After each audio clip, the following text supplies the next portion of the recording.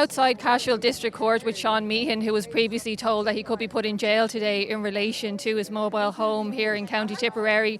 Sean, your case has been adjourned to the 6th of June. What is your reaction? How do you feel? I'm completely shell-shocked. I didn't expect it. It was over in about 2 seconds. I think he realised the attention and everything that's going with this and the people that are here. So he took a get out of jail card, and I also got a get out of jail card. He just opted out of this. I think with all the attention, he doesn't want this. Going to happen further down the line, I don't know, but one consolation is I'm not going to Limerick. There's a significant number of people out here today since this morning, and the videos of your case have gotten hundreds of thousands of views online. Has there been any kind of change in the attitude of the County Council or just in general in the case since all the attention? No, I don't think so. I think they're more or less sticking to their guns, and they were all along. I don't think they thought it would come to this, and with all the media attention and stuff like that, they didn't like this. So therefore, if I had gone quietly and took it all down, they'd move on to the next person. But now with this, no. Now they know what's coming down the line. So I don't know what's going to happen in June. I don't know. But at least it gives me a bit of breathing space to figure out what I can do with this now. So this is good. And I see you actually have a bag packed with you there. Were you fully expecting to be put in jail today? That's what I was thinking. I was prepared in my mindset. I was prepared to go to jail. And I had my bag, everything with me. So that was my headset. So now it's kind of shook me a bit, threw me a bit. I was often thinking I'm getting in the back of this here. But no, I think with what all you people are doing here, he realised this is a bad idea. So they're going to have to come to some compromise for me and everybody else in the same situation, which I think is great. It's the way to go.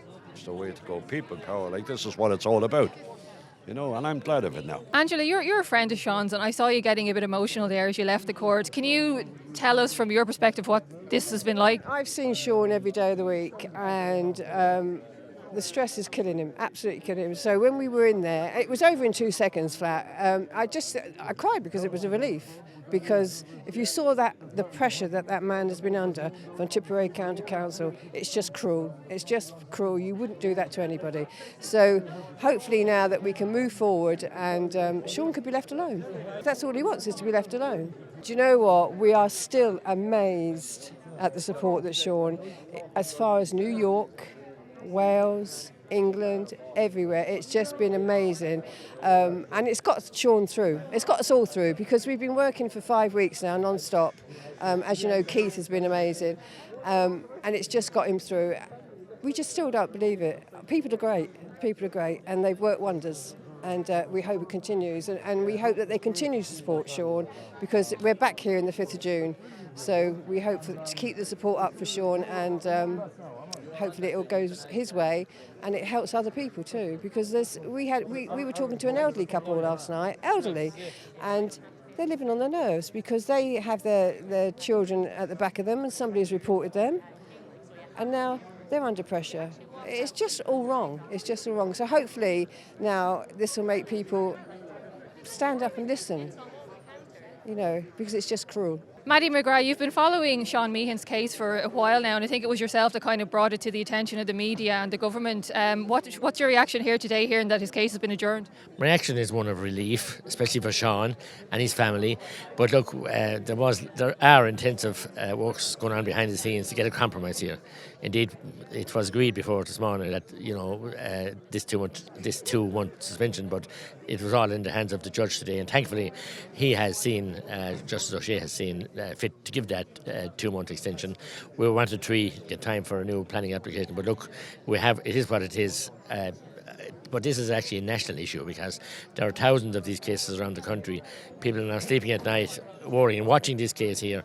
So the government could avert this by one stroke of a pen. Pion Louis on. They could just say, introduce a statutory instrument that log cabins and modular cabins, which they're putting up for our newcomers, could be allowed. I'm looking for a moratorium for 5 to 10 years, not just carte blanche, and then deal with them all when the housing crisis is over. Because they are fundamentally one pillar of a 4-pillar solution to the housing crisis. Many people can afford them. They can't afford a deposit for a house. They can put these in for the less than what the deposit costs, and once they're put in aesthetically, sensitively, can be connected to sewer and everything else and water, and they're not causing an obstruction. and there's no issue with neighbours or light or anything else. There's solutions here if the government want them. I'm reluctantly coming to the conclusion that the government do not want to solve the housing crisis. This is one as the pillar.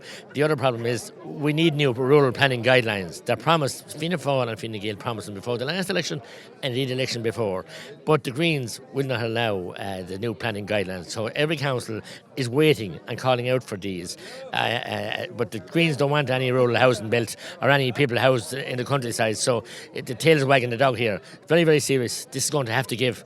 We can see applications going in now for a large number of modular homes. One proposed for Clonmel and the bypass for iPass people.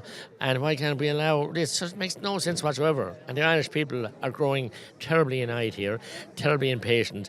And they gave a clear message to the government some weeks ago in the referendum. And by hell, they give them won the local elections. But that won't solve, anger won't solve anything. We need to have a change of policy, and we definitely need a change of government. My understanding is there's somewhere in the region of, across the whole county, north and south, 3,300 people on housing lists. Yeah, there is a housing, a very, I suppose, deep housing need for housing in Tipperary.